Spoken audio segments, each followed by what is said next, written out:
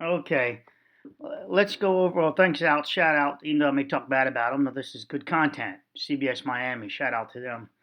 Um, so of course I'm using them in fair use, but so I don't even have to give a shout out. But they deserve it. But they don't know what they're looking at also. So let's talk about that Miami condo residents forced to evacuate. Hey, ladies, good morning. Yeah, like you said, that clock is ticking. People who live in this building here in Miami told they only have until 8 o'clock this morning to get whatever they can and get out of the building. Their building at this point now deemed unsafe.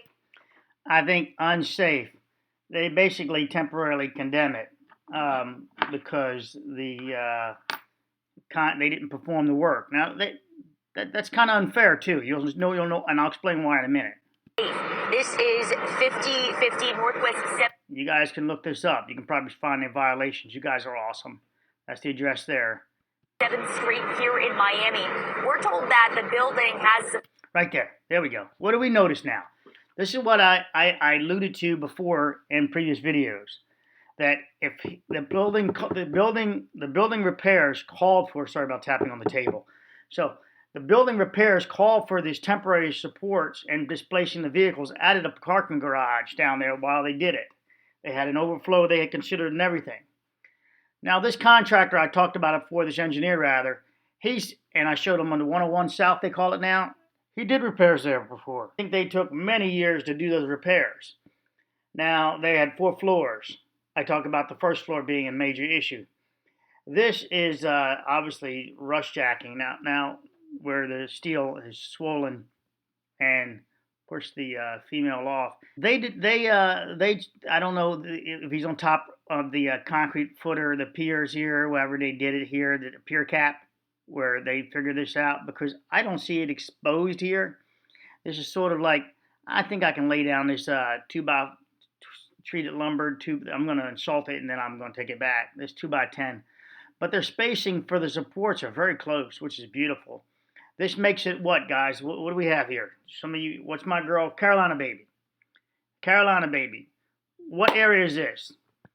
This is right around the column, and you guys can guess it too. This is right around the column. What area is this, and then what area is this out here? So what area would this intent be reinforcing right now with these supports? I don't want to say it in the comments. I want to let you guys say it now. Come on now. What is the area?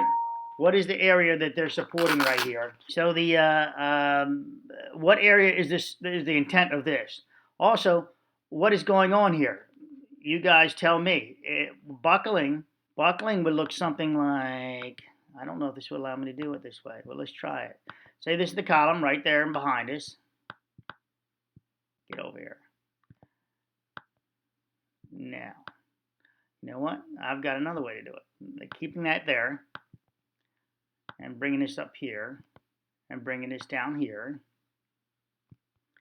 Sliding this dot down to here because we're going to put it right about that steel level. And we'll grab another one, right? Structural issues. Structural issues, yeah. So then we'll grab another one. And now from what I understand, they had their timeline. They didn't finish their timeline. Now, why do I think it's unfair? Because obviously an engineer would have done this temporary supports you see here. And these temporary supports would be, I don't want to give away the area. I want you guys to give it away. I guess I can give it away now. You guys, now I won't give it away. I'll wait. This area here is obviously supported via engineering. This is buckling. Look, it pulls away, right? You can pick any point you want where it starts pulling away, bursting away the concrete, bursting away the concrete, and also the steel. This would have to be the steel changing directions. So I ask you, does this steel look straight to you? Does the steel look straight? Interesting enough, stirrups are a good indicator. Are these stirrups? Let's see, they go wrap around right here. See them? See them right there? Those stirrups, do they look like they're breaking to you? Do they look elongated? They look like do they have the 135 degree? They look like this. If you could look down the column, they would probably look like, oh shit, I started the wrong direction. Well, I'll try to get this right anyway. Oops. Oh.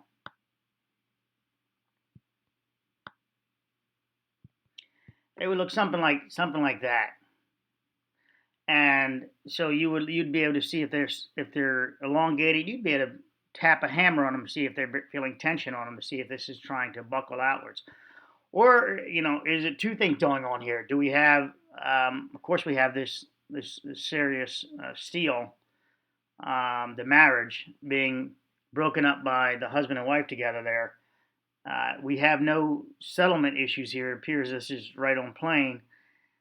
This does look like this is not a repair, though. There's no clean cuts here. There's no probing. But we do have a transfer of the loads into these columns possibly. To figure that out, wrap them again. Tap them with a hammer. Oh, I'm sorry. Let's use what the guy used, the golf club. Really, it doesn't matter. It does work. The golf club is just as well. Hammer, golf club. What's the difference, right? So, so you tap it. And which one's they're going to sound differently. They're going to be tighter. And that's the one that's taking more of the load, and it's going to start giving you a profile of your deck above. Considering that all of these are supported with the right amount of tension at the roof right here. So the right amount of pressure in the column. This becomes a column now. The braces, these braces here. So the right amount, that they screw it and just snug it right up. Now we can start telling if the forces here, which one is reacting, which one is more tight, is the one is, oh shit, we got an issue there. So they don't appear to be backing it up with structural analysis. They're just backing it up with saying, you didn't, structural analysis, I don't mean by formulas, I mean by really the profile of this specific location here, and then another one, and then another one, everyone being very specific, not running it through some finite element program saying this is this and that, because we're looking at something very specific now. If you can put in your finite element program, rush jacking, tell me what percentage of how does that work? Just tell me if it should be able to predict the rest of this in a timeline, shouldn't it? Shouldn't you be able to tell me since, oh, wait a minute. You actually don't know what steel this is from, what year, what manufacturer. You have no history. There's no database. There's no database of this. So there is no database like the Secret Service uses for inks and things like that. We don't have a database where they want to say, where you can get all the steel and start compiling it and saying this steel is composed of this, and start documenting exactly where it is. It's not done like that. Now they are recording and documenting steel differently, but we're not there anymore. And I don't want to give away. Okay, I'll give away. Sorry, I got to be careful what I said. I don't give away my sources. Okay, Hard Rock collapse. Hard Rock Hotel collapse. That steel, I had a couple of guys from the steel manufacturing place called me and just said, this steel is wrong. Now, that has not come out in any documents yet, but they just said this steel was just junk. It was like soft. It just burned right through. Every time they welded, it was like really soft metal. But that was not really our failure, was it? But the guys still got hold of me and complained about the steel. Once they saw my channel, a couple of guys did. And one guy, I will tell you, he made it very clear to me that he cried when that collapse came down. He feels like he should have said something. It was a couple of posts that he typically said would have been larger, and they did it with like 4x4s, which is really reduced. And so he was quite upset. Now, good news is I can't remember his name, so that's the good news. So I don't have to worry about giving him away. I just can't remember. I can't remember his name. All right, so then we have, which is great. I'm just letting you know. So don't try to subpoena me on that one there. You're going to get nothing. I can't remember his name. So there's nothing to subpoena me for if you're still following the Hard Rock thing. Any of the lawyers over here or anything else, you got nothing from me. I don't remember his name. I remember the rough content of the phone call. And, oh, I'm sorry, I will give away that. Just find out the steel manufacturer. Go there and find their records. Get their samples of steel. They had some if you could still get them. They had, obviously they had some at the yard still. They were still producing samples of steel. They still had samples of steel there at the time. Okay, so just timeline it. Go back. Back to this. So the stirrups are you would tell if they're experiencing a buckling moment. If they're pushing outwards, this would be a tight. This would be very tight. Right now, the concrete's encapsulating it, locking the steel in place up here. So mostly up top here. Well, that was screwed up. And like a 45 in that way and a 45 in this way, meeting a 90. That's just the way forces love 45s. They just love 45s. You can find them almost everywhere. So this jacking this off, it took the. Why did it not jack it off in the going through the center of the column? Well, the cover is only 2 inches. So as it expands, it's easier to jack off 2 inches of this concrete than it is to try to break internally, which also would meet the steel it would have to push against on the other side, the opposing steel. The opposing steel. So now this is a very small column, but we don't know the spacing and what the loading of it is. But that steel, it looks massive. I mean, I don't know what size steel that is, but that looks massive. They look like columns themselves. Look, they look like columns. I mean, they swelled up just a little bit. Knock that off, and it doesn't take much to knock it off. If you guys look at rush jacking, you can still see the profile of the ribs and all that. It does not take much because concrete sucks. All right, so concrete would be in tension at that point, internally pushing outwards by the steel swelling. Internally pushing outwards. And it only takes about, let's say this is 4,000 psi. It only takes about 10% of psi for it to fail in tension. Well, that would be internal tension trying to fracture it away. But it also has a void now. The void is created by the steel. So it would look like, let's grab a round one, and that's not quite round. Let's go with that as round. So let's look at the top view. Wait a minute. I'm trying to grab it. This is the top view. Now let's put the concrete around it a bit. So let's do this one. I don't know if it's going to let me cover it. Yeah, I might have to do this one. And then move this one on top of that one. Well, that didn't work. Excuse me for coughing on you. There we go. Let's just use this one piece of steel here. I guess we can use two. Oh, somebody taught me how to copy them. Oh, you guys are awesome. Some of you didn't know your stuff. I do follow some of your tips on the keyboard stuff, as you can see. Let's put this in here. Let's just give it 4 pieces. That's what it looks like from the top view down. If we can chop this off and look down it from standing our heads over top of it, that's what let's call it these 4 pieces. And that stirrup thing would be wrapped around here. So stirrupy. Let's see if I can do stirrupy. Gotta try to scale this a bit.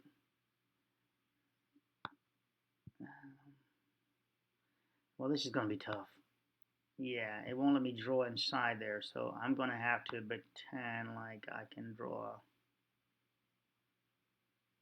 Oops. So let's just do that for a second. Let's just grab this. And these will be the stirrups around it. Oh, that was pretty close. Let's just move it in a little bit. So that's that little.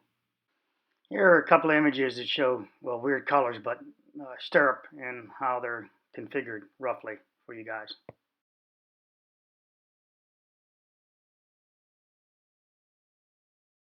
Stirrupy things right here. So now as that tries to push apart, it can't. This keeps it in. They work in tension. So if it tries to buckle and swell out, as we were talking about here, if it tries to swell out, if it tries to swell outwards, it's confined by these stirrups right here, right? So it's confined by these guys if they try to swell out.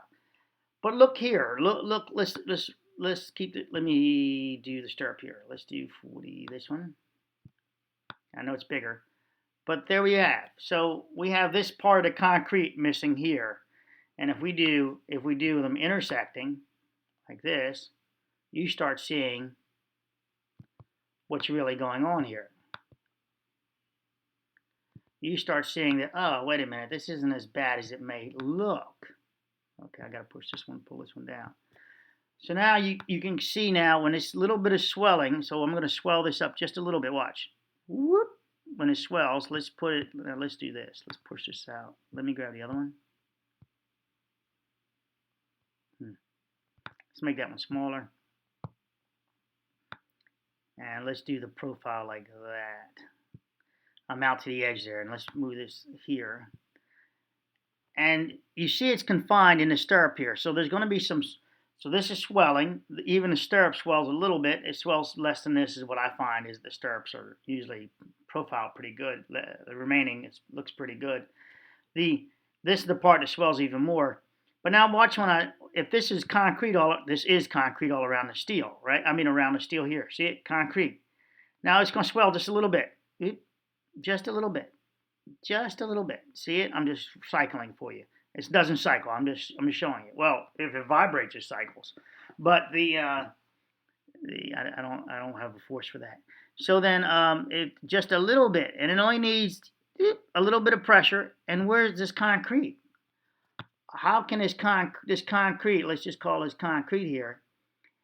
It's internal, right? It's trapped. It's trapped in itself. It's locked in. It's concrete. As I say, it's very brittle.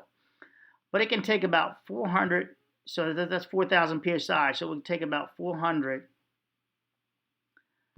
only psi to make it want to fracture in tension. The tension comes from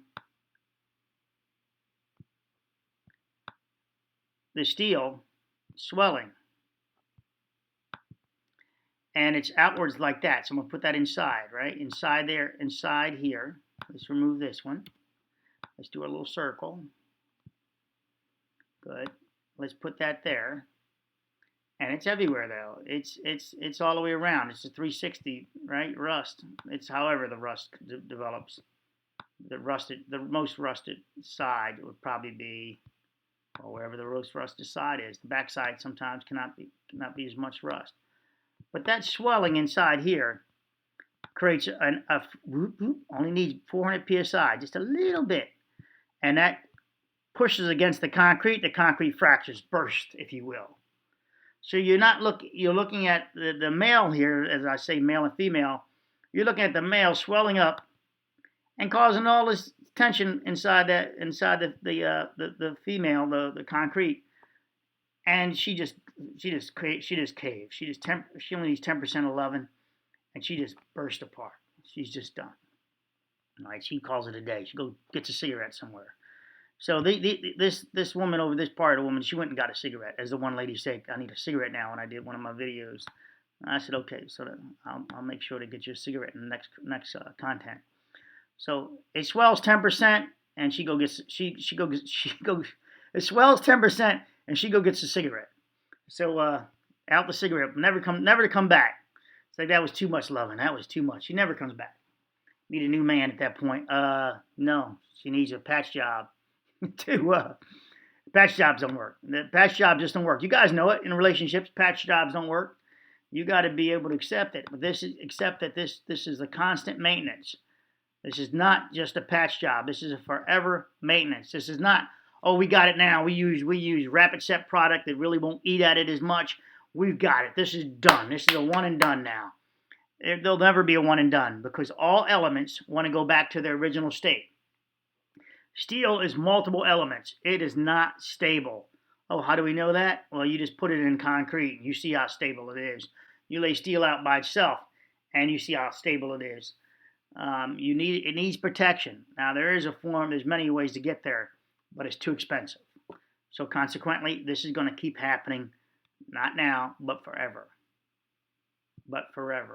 And it's a terrible marriage. It always needs therapy. All right, so I just wanted to help you explain what you're looking at here, why the section's off, because that little bit of swelling, those swelled up and they're rusting equally. That's very telling because it popped it all the way off. And now in the middle, so what does it show you about the middle? What does it show you about, you see it here, the piece here. See the middle? It shows you that this is this section here, right here, you still see the paint on it, is more strong and stable, that it was able to take the pressure that hasn't been created yet to pop it off. Down here it was created.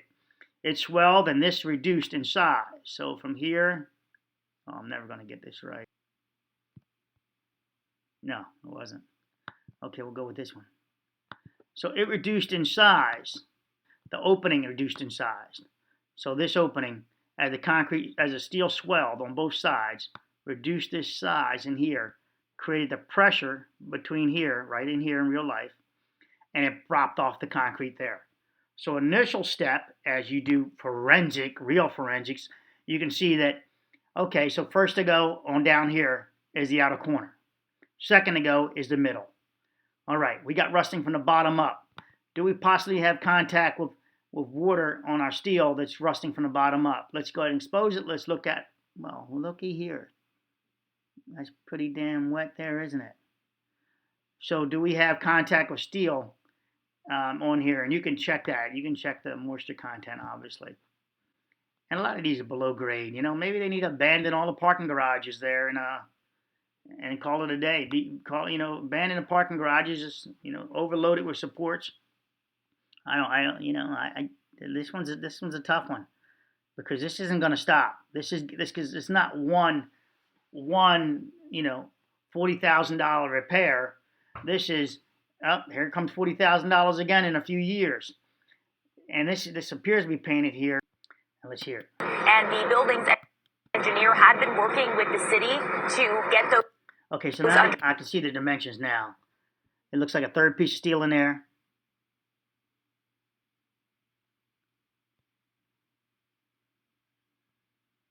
Well, the backside been repaired all the way up to here.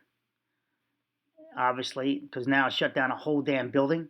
So the building, who's responsible for shutting down a building? Who didn't get these repairs done? You can see in the background, they're on each one of these guys. Now, so what's being repaired? What's being supported here? What's going on here? Well, we got two failures, don't we? We got a potential failure here of this failure in the stirrups and swelling and losing its ability to stand straight. But we also are protecting against what above? What's above? This we're in a parking garage, so what's above is here? A floor of some type, or ceiling. A floor of some type. Whether it be a pool deck, or it be a parking garage, or it be a first floor level. But it appears that all of these are temporarily supported. Under repair, but really. There is in line, and that one looks like the worst one I could find. And look in the background there. All right, this still looks pretty plumb. And there's our pressure here. So we got more swelling here between these two. And we see the break off there. 45, bottom of the stirrup. The dissection of the metal creates voids in there. That is the weakest point. And this stirrup is, and I've proved this many times in breaking up concrete, that I can smash it, and it's always breaking at the dissection, your control joint. This stuff creates control joints. Even if it's brand new, it's still creating an internal control joint, a dissection of the concrete with the void it makes of the steel. Yes, the steel is what's keeping this marriage together, but it also creates a void. And there's a void, and look at right where the void is, where it fractured around and blew off this section here, and there's a cross section of it there. And there's the swells that'll take this out too, obviously, because the other side's missing. So in steps as it goes, outer corner, internal, by the stirrups, 45, more swelling, it finishes off the internal here again. So in steps, as I look at that one, some evaluating that one, very specific on that one. Told to of what I'm observing. Now that has no supports. This has supports. correct any. Okay, so this I can now explain this a little differently. This appears to be steel right here, protection that was here. So we won't say it did break off in that the way I described it, but that's steel. That's steel. That's where the steel was. protection against cars. Steel, so the steel was added last because that's bare. Was added first rather before they painted, and that was what it looked like before. So then they painted. They did not paint behind the steel. So I got to process the data. Let me drink something here. So they didn't paint behind the steel. So that was exposed. How much water does that steel wick up? Well, how much water did it hold, if any at all? Good news is it's not touching the floor. It has some structural issues, and the building's engineer had been We'll see it working not with touch the floor. So there's the she'd painted. Wait, let me go back a little bit. the building has She didn't see. I need to some get to the floor. structural I don't think it's touching the floor. I think they went in the paint all the way down to the floor. issues, and the So it appears that steel strip was added, and then they painted. building's I think it's paint. engineer had been working That would explain. Yeah, it looks like paint all the way down to there. So if the steel was there, they wouldn't have painted down to there. So the steel is with the city off to the get floor. those under repair, but really they had about 45 Trying to see it back here. days, we're told, to correct. And there it is off the floor, pretty high there, which is good. Now you don't have to worry about wicking of it coming up. But now we know the steel was added, and then it was painted this beautiful pink or whatever. Issues. The engineer and the building staff here. All right, there it is. There's some more steel there. Appears it represents a steel, and that has no supports in it. So they definitely found. Oh no, they opened it up over here. Look, they did open it up. This one they didn't open up. This one's opened up.